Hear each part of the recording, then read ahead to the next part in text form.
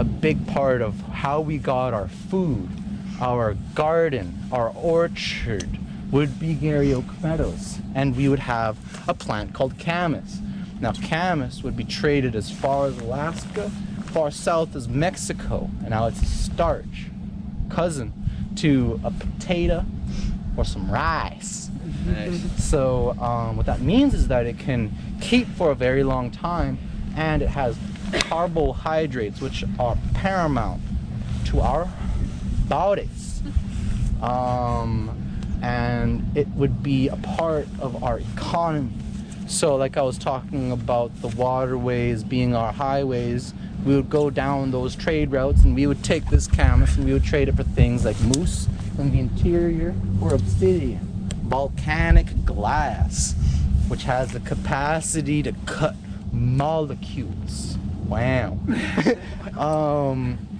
Yeah, so my people traded obsidian, mostly obsidian on the west coast, just from Mount Izaza and Montana territory. Yeah, I think on that mountain they call it the River of Obsidian. I was talking with a chief up there and it was really cool. I can't remember the name, but that's the English translation is directly it's Obsidian River, which is so cool. Yeah. So the goal is to have lots of other wildflowers that would have fed the people and to have a meal that might not have happened in over 90 years. So our grandparents haven't had a lot of these wildflowers. They would have only heard about it from their grandparents.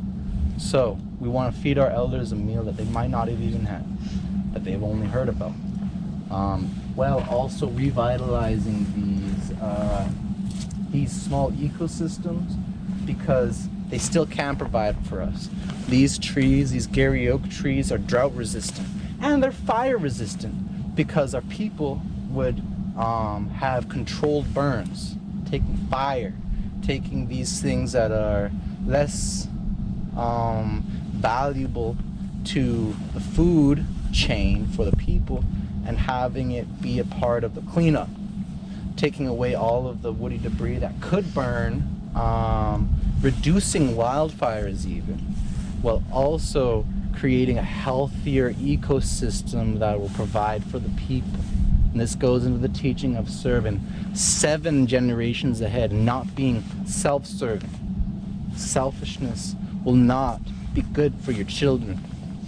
We want to be selfless with our capacity.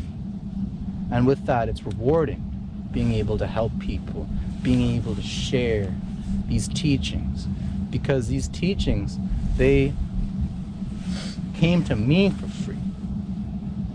Now, if I were to keep it to myself, trying to think that makes me more, that only means that if I were to go, those teachings won't get passed on. So we need to share these teachings with people that we trust and that people that won't try to monopolize on the things that we try to share. So that's where the trust comes in. And I trust you guys with these things that I'm sharing. Now only share them with people that you trust. Now we're going to continue going forward because we don't have that much time.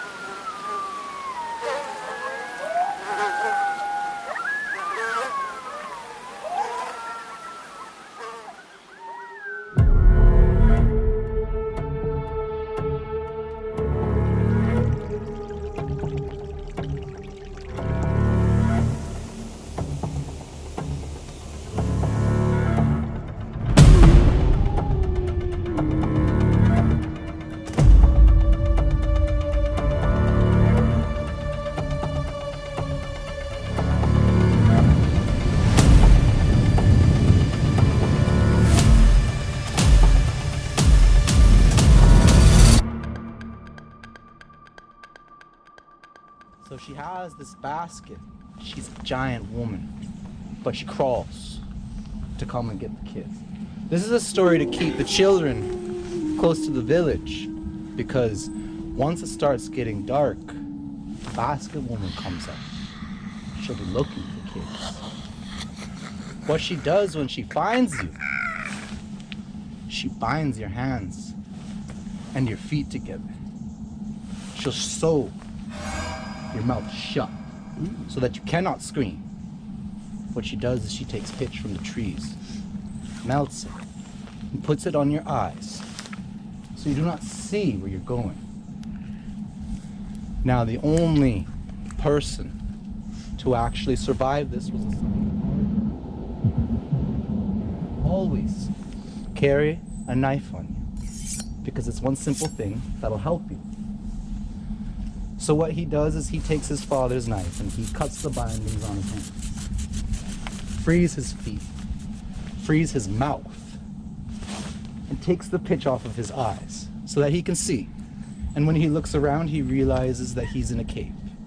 And he's still in the basket with kids from other villages, kids that he doesn't know. So he does the same for them. He frees them. And they cut a hole out of this cedar woven basket. And they see the three-legged woman in this cave.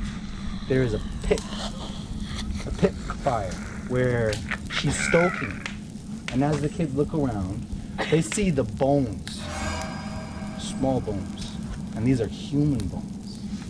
Bones of other children that she's devoured and cooked. So the kids seeing this, they don't want to be eaten. What they do is they take sticks and they devise a plan to push the woman into the fire and kill her. So they sneak up behind her as she's stoking the flames, and they push her in and hold her in with these sticks. And she curses them as she's screaming. She says that even in death, I will feast on you. I will continue to feast on you, even in death.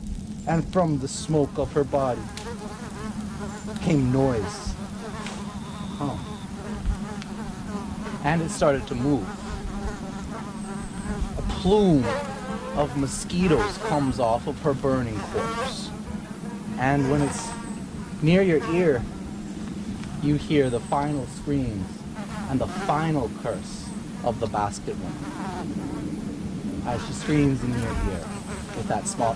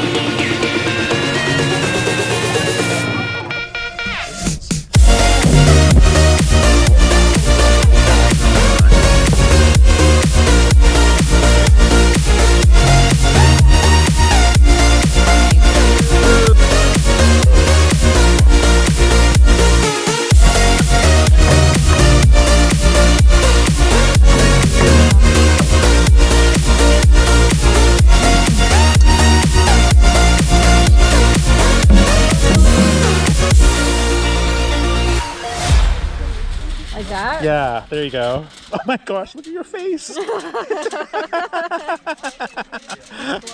There you go, it's glowing.